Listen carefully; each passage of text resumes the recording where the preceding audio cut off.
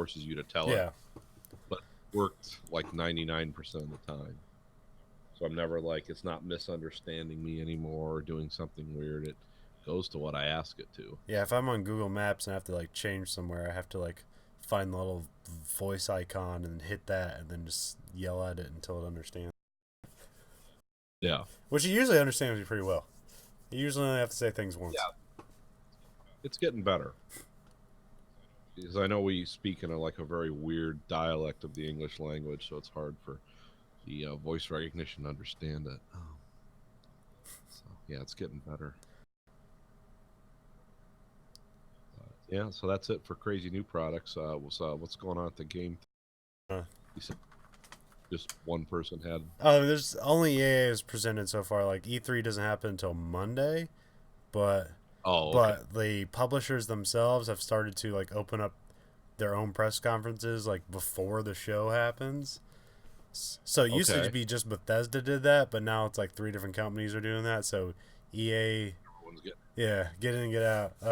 So EA did one today, and Bethesda does one tomorrow, and I think somebody else does something tomorrow too, and then the next day that's when you get like the big Sony Microsoft events, and that's kind of what E3 ends up being, is just those events. Anyone speculating on anything exciting this year? I can't really think of anything. I don't really know any speculation. I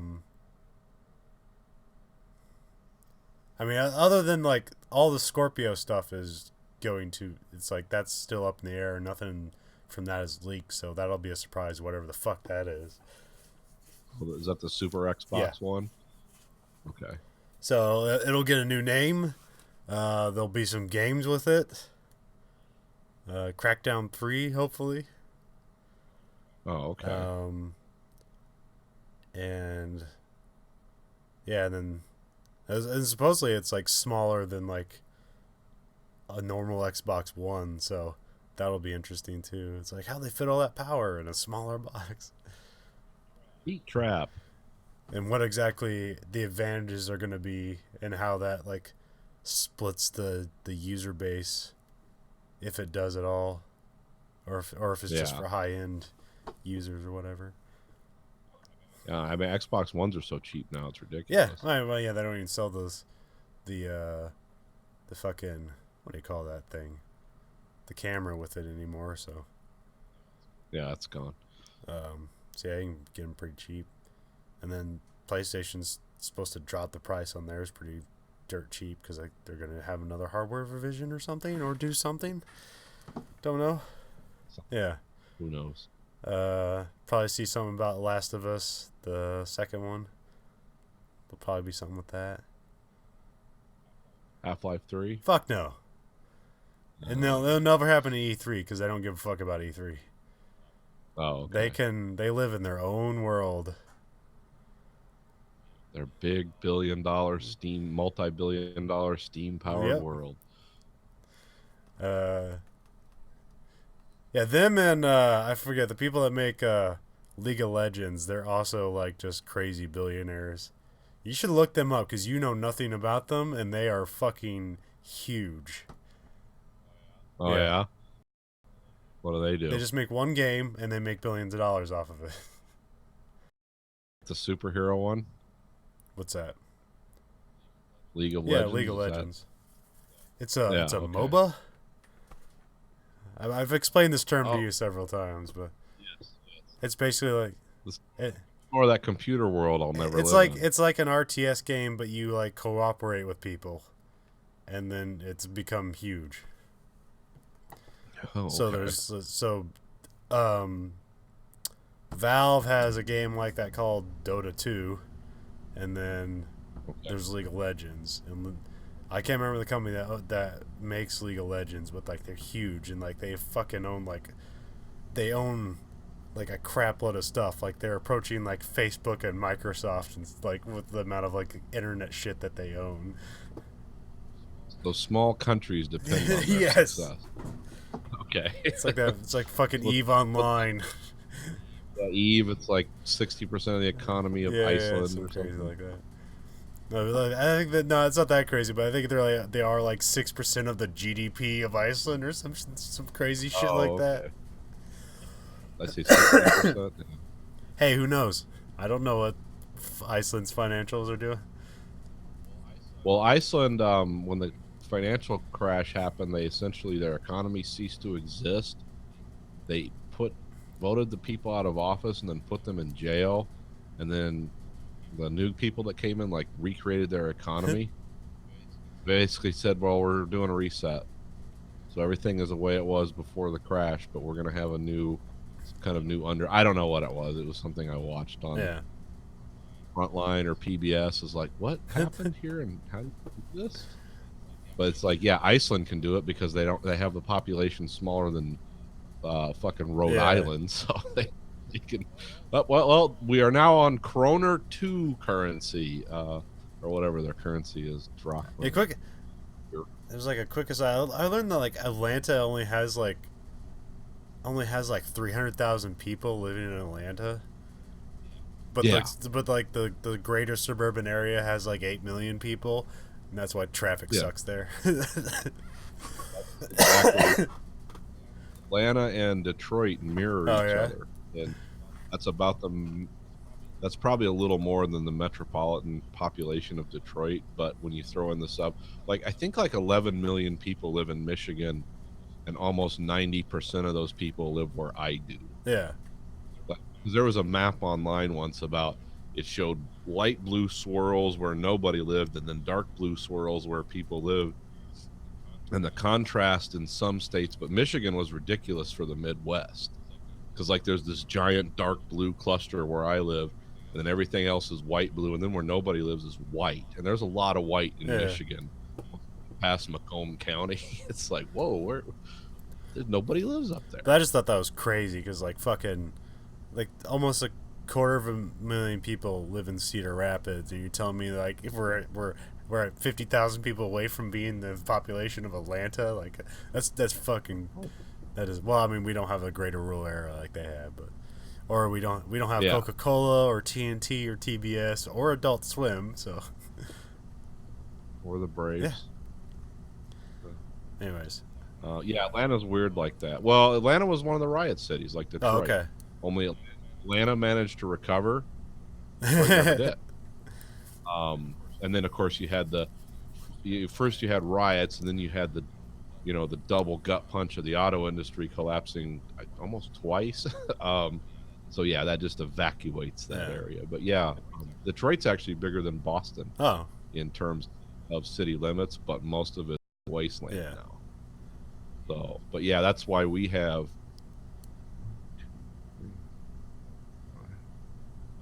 If you include like the Lodge freeway, we have like 9 freeways. Major like 6-laners. Yeah. But that's all built for, and I live the adventure every day at 4:30 when my shift ends, because it's time to play Escape from Detroit. So me and about 1 million people are traveling west, and when you look in the eastbound lane, it's like, why don't they just block that off so we could get over there? There's almost no going in. Because as the sun comes down in Detroit, it's like that. It's like, remember that planet in Riddick where it just burns every 24 hours? That's kind of what everyone's just like running away from that, because that's what happens. I mean, there used to be 1 million people in Detroit at its apex, but that has quickly dissolved. But now there's like, I don't know how many, I think it's like 6.5 million people live within. It's a pretty big radius, But anyways, I just thought that was interesting. Now I need to watch that show. See if it explains anything about that. I think it's just Atlanta, isn't it? The one with Donald Glover. He has a TV show. It's just called Atlanta, I believe. Oh yeah, that might explain a lot of it. And also Atlanta is a lot like Detroit. It's Atlanta, Detroit, Chicago, and South Africa all have something in common. And black people all live one place, white people live somewhere else, and Atlanta's very much like that. And they even have super affluent areas where like millionaires live, and it's all black people. Yeah. That's it. Atlanta's like known for that. Like there's a white rich side of town, there's a black rich side of town. There's a white country club, there's a black country club. um, I forget what the name of the sub or the division that they live in Atlanta is, but yeah, there's like crazy wealth there. Anyway, so E3 happened. EA they had Star Wars Battlefront 2 coming out, so I guess that looks cool. I guess. Yeah, those are always cool. Right. Then they have a Need for Speed game that looks again kind of cool. I don't know if it'll be good, but it looks kind of cool. They're doing some. Yeah, I couldn't tell about the driving, but they're doing a lot of cinematic shit that looks cool, but that's not me controlling it, but it looks cool, so. It's a beautiful cinematic cutscene. There's a part where like you have to drive and catch up to a truck, and then it sort of like transitions to this scene where like someone in the passenger seat gets out on top of the car, jumps to the truck, they get inside the truck, and then they drive a car out of the truck, and then you're driving that car. So looks cool, but it doesn't really seem like it involves you at all. But hey, it looks cool, I guess. I haven't bought a Need for Speed game for since Most Wanted. I think it was 2008 or something like that on the 360. It's been a while. I mean, they've been making them. Yeah. I just haven't bought any of them since that one. Because that one was made by the Criterion guys who did the Burnout franchise. Oh, okay. Which is really awesome.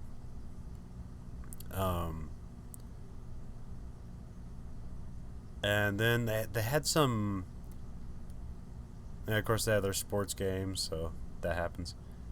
Yeah. And then the one that looked really cool was they had this they were showing off their indie thing, they were trying to get indie developers to work with them, and they had the guys that did this game called Brothers, and it was a pretty good game. We had to you had two brothers, and each brother controlled with each analog stick, and you had to make them do stuff together. It was a pretty cool game, and very emotionally unsettling. I'm gonna guess does it have Cain and Abel in it? Not really, but yeah, sad shit happens. Oh. Yeah. Brothers becomes brother. Yeah. I think I can't remember, but yeah, it is a weird game too, because it's one of those games where they don't have a intelligible language, and so you just have to guess what's happening at all times.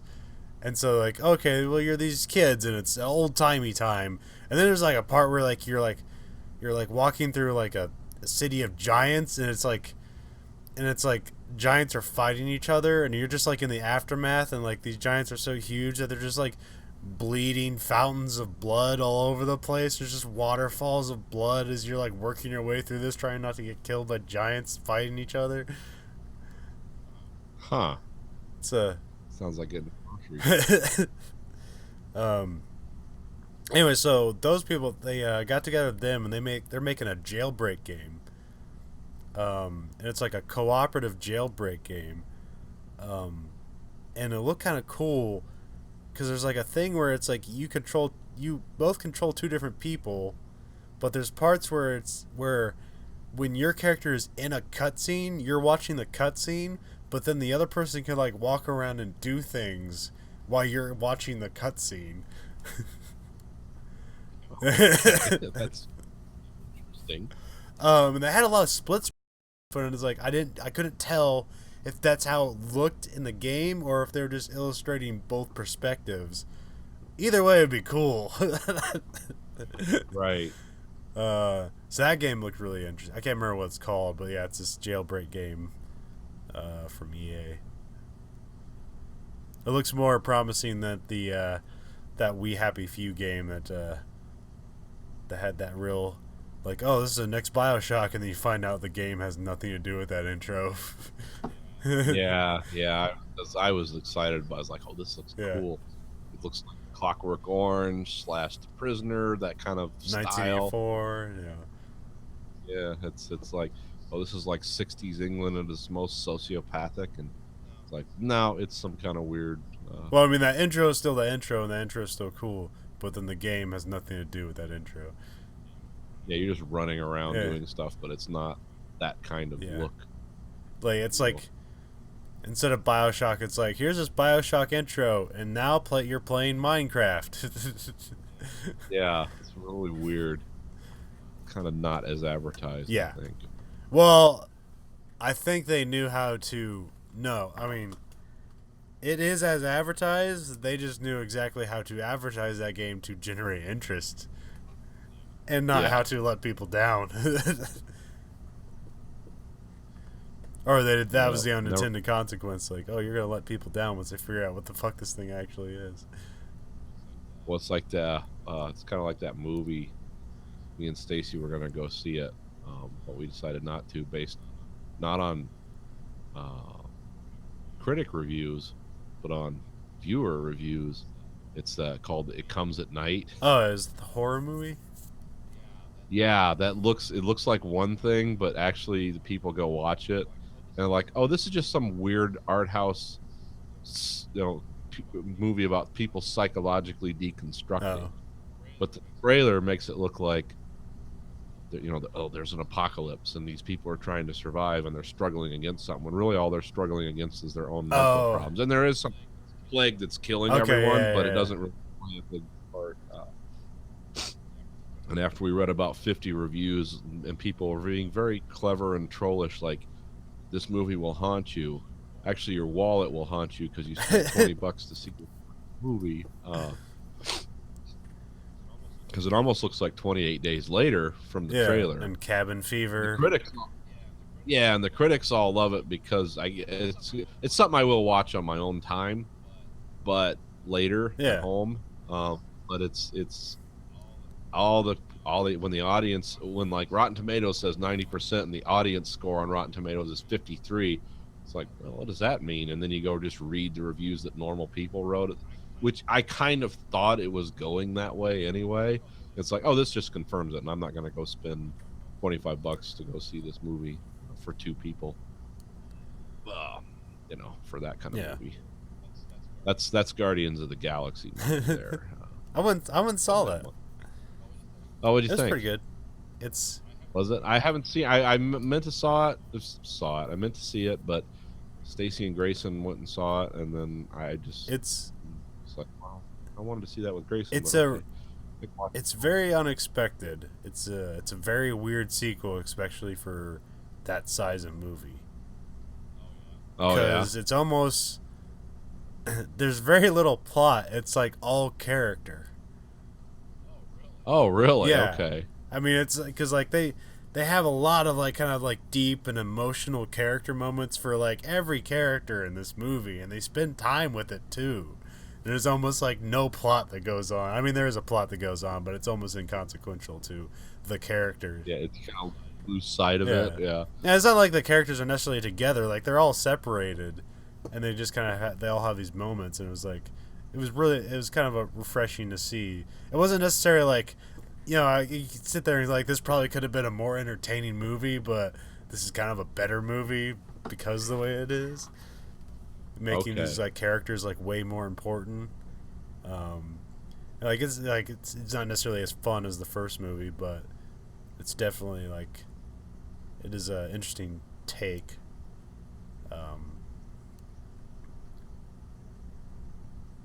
To do that kind of turn, but yeah, it's pretty good. Well, what'd you think of Wonder Woman? Does that meet the hype, or? It's fine. Like, yeah, there's a lot of hyperbole about. Well, yeah, people want to make it like seem way more important than it is because it's like women in action or whatever. And this, on the heels of the Ghostbusters debacle, but this is better than Ghostbusters, so you don't have to worry about that. They always say like women need this liberation and these action figures, and it's like, this is a first, and it's like, you've never watched any of the Alien movies where but that doesn't matter. It's like no female heroines. Right. Okay. I mean, when they start like, oh, people are gonna go just because a woman's in a movie or something. You're gonna go spend $300 million to go watch a movie. That's when things will take notice and change or whatever. But so this made a lot of money, so I guess that goes in that direction. Yeah. But yeah, it's fine. It's very much Captain America. Okay. It's sort of like a lot of like naive ideals and like trying to bring those to reality and like what happens and disappointment that can happen because of that and things like that. How's Christopher Pine? Oh, he's really good.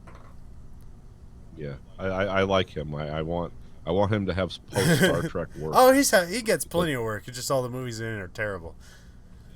Yeah, I mean, I never saw that Jack Ryan movie, but I heard it was like bleh, or just like an average. So. Yeah, it was. Considering they had that one guy, Kenneth Branagh, he directed it. Like, how could this be bad? And then I watched it, and I was like, oh, this is not expecting it, but it wasn't good. Yeah. He was in that Coast Guard movie, which he was great in, and like had all the hallmarks of, oh, this could be like the perfect storm, and then no, it wasn't. But it wasn't his fault. Yeah. Just the direction of the movie and the story wasn't up to par. No, but he's pretty much probably the best thing in the movie. Yeah. Well, great. I mean, I know it's like it's Wonder Woman, but like Gal Gadot, she like perfectly fine in the role, but it's not like she's like the most amazing actor in the world. It's just like, hey, she's a pretty athletic lady. She was a martial arts trainer in the IDF, yeah. So it's like, yeah, she's the believable as somebody who could kick someone's ass. Did they have the invisible plane in this? I don't know like where that comes from. I just remember it from the cartoon. That was definitely from Super Friends, but I don't know if that's a canonical thing or whatever for her. Because like as far as I know in the comics, like she can just fly, so she doesn't need a plane. Like she's basically like how they have her now. She's basically on par with Superman. Oh, okay. So she's just like just this immortal, super powerful woman. It's like a goddess or a daughter of a goddess. Yeah. She's a demigod. She's half human, half god. They sort of explain it in this movie, kind of. Well, like the thing.